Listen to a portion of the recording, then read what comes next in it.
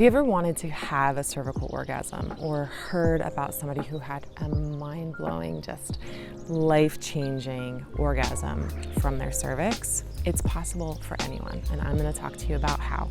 I'm Kiana Reeves. I'm Foria's Chief Education Officer. I'm a somatic sex educator, a sexological body worker, and today we're talking all about cervical orgasms. One thing that a lot of people don't know is that there's many different types of orgasms that the body is able to have. And today we're specifically talking about the female body.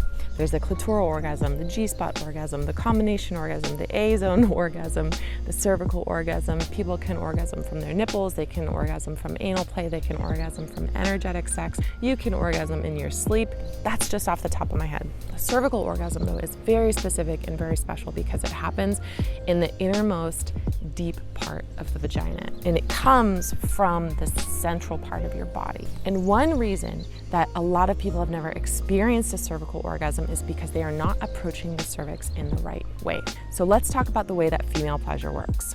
First of all, it takes 20 to 40 minutes for the female body to become fully aroused on average. That means that penetration shouldn't even be happening until 20 to 40 minutes within a sexual experience, and most people are getting maybe 10 minutes of foreplay if they're lucky. If you do spend that 20 to 40 minutes building arousal, becoming highly aroused, and you know that your body is in peak arousal, meaning your outer labia is swollen, your clitoris has an erection, and you can feel all of the erectile tissue beds inside of you are full and plump and filled with fluid, and you've had a clitoral orgasm, and maybe you've had some kind of combination orgasm. These are considered, gateway orgasms, or orgasms that build your pleasure so much that your cervix starts to become ready for pleasure. That would be how you build up to a cervical orgasm. So you can see that trajectory of heightened arousal and having one or two or multiple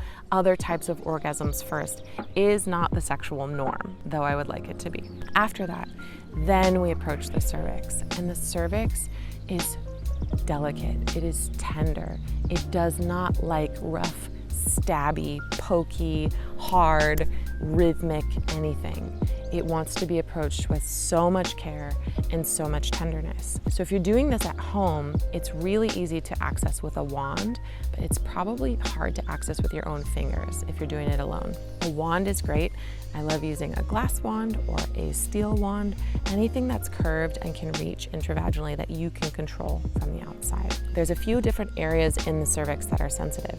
There's the actual opening of the cervix, which is called the os, and that's where the opening of the cervix is. And it kind of feels like the tip of your nose if you can reach it with your fingers. The next area of the cervix that likes stimulation is around the cervix itself. So the cervix can be up, it's like long. It's not just a little short opening.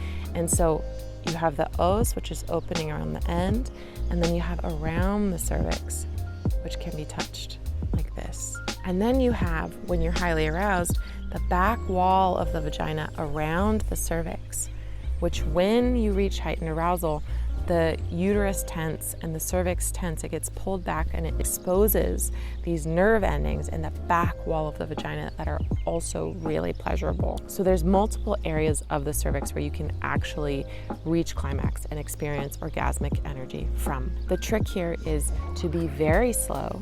Sometimes even stillness is what the cervix wants. Just contact. If this little finger is the cervix, just contact. And with stillness, you'll begin to feel what kind of sensation the cervix is craving and wanting. And from there, you can start to build on it. Maybe it's small circles. Maybe it's one finger or your lover's finger circling the outside.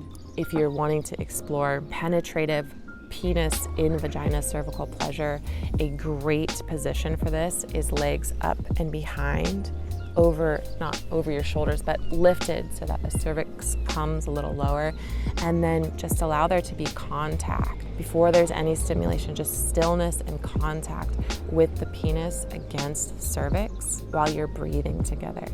And then you can start to find a little bit of motion, just the tiniest amount. And as you're doing this, you're just breathing in to your cervix. you're breathing into it and you're allowing that sensation to flood your body, and the instant something doesn't feel good, pause and come back to stillness. If you practice this way, the cervical exploration, over and over again with curiosity and gentleness, either on your own or with your partner, you will find more and more pleasure in this part of your body, and you will slowly begin to experience orgasmic energy coming from this center. It might take a while. Do not set the goal of I'm trying to do this. Set the goal of all I want is to experience more pleasure here, so that you can discover what pleasure for you actually feels like.